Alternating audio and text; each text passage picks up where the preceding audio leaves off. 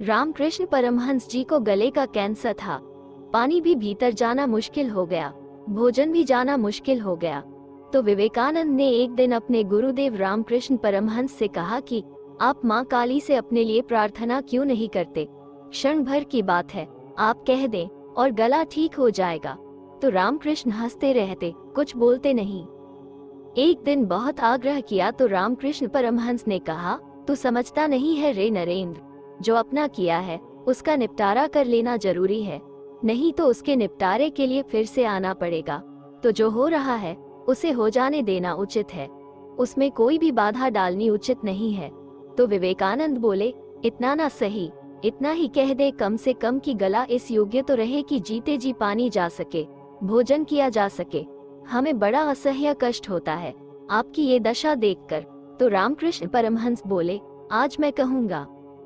जब सुबह वे उठे तो जोर जोर से हंसने लगे और बोले, आज तो बड़ा मजा आया। तू कहता था ना माँ से कह दो। मैंने कहा माँ से, तो माँ बोली, इसी गले से क्या कोई ठेका ले रखा है? दूसरों के गलों से भोजन करने में तुझे क्या तकलीफ है? हंसते हुए रामकृष्ण बोले, तेरी बातों में आकर मुझे भी बुद्धू बनना पड़ा। नाहक तू मेरे पीछे पड़ा था ना, और यह बात सच है। जाहिर है इसी गले का क्या ठेका है? तो आज से जब तू भोजन करे समझना कि मैं तेरे गले से भोजन कर रहा हूँ। फिर रामकृष्ण बहुत हंसते रहे उस दिन भर। डॉक्टर आए और उन्होंने कहा, आप हंस रहे हैं और शरीर की अवस्था ऐसी है कि इससे ज्यादा पीड़ा की स्थिति नहीं हो सकती।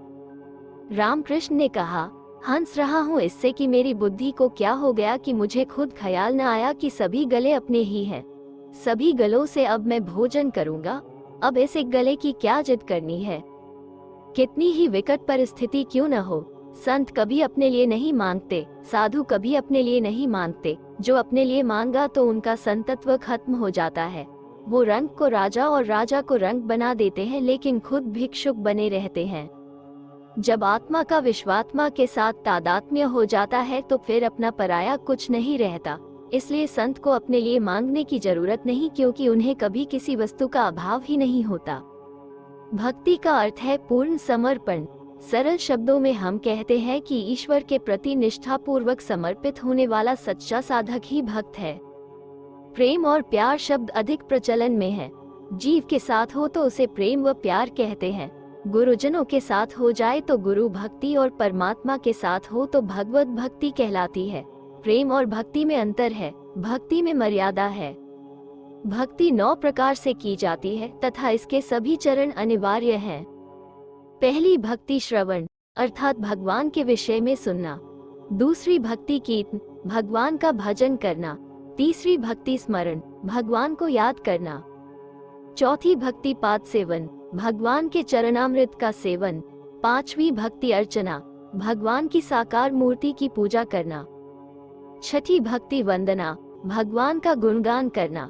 सातवीं भक्ति दास्य, स्वयं को भगवान का दास समझना। आठवीं भक्ति सख्य, ईश्वर को ही अपना परम मित्र समझकर अपना सर्वस्व समर्पण कर देना तथा सच्चे भाव से अपने पाप पुण्य का निवेदन करना। श्रेष्ठ भक्ति इस प्रकार है। 9वीं भक्ति आत्मनिवेदन, अपने आप को भगवान के चरणों में सदा के लिए समर्पण कर देना और कुछ भी अपनी स्वतंत्र सत्ता न रखना। ये भक्ति की सबसे उत्तम अवस्था मानी गई है। भक्ति और प्रेम में अंतर, जैसे धूप छांव होती है जो परस्पर एक दूसरे से अलग नहीं हो सकते, और जैसे परछाई काया को नहीं छोड़ती और काया परछाई को नहीं छोड़ती, उसी तरह भक्ति के साथ प्रेम और प्रेम के साथ भक्ति होती है। अगर अंतर पूछा है तो अंतर भी इसमें है। भक्ति यानी श्रद्धा, विश्वास, समर्पण, ज्ञान, अज्ञान से परे, सिर्फ और सिर्फ अपने इष्ट को ध्याना, उसकी दिए गाना, उसमें खो जाना, सुध बुध भूल जाना भक्ति कहलाती है। प्रेम का कोई नाम नहीं है। प्रेम हर व्यक्ति, स्थान, वस्तु से किया जा सकता है। प्रेम की सीमा अंत से अनंत तक भी हो सकती है। प्रेम में डूबा इंसान अच्छाई बुराई भूल जाता है। प्रेम में त्याग, समर्पण, क्षमा हर चीज के लिए स्थान होता है।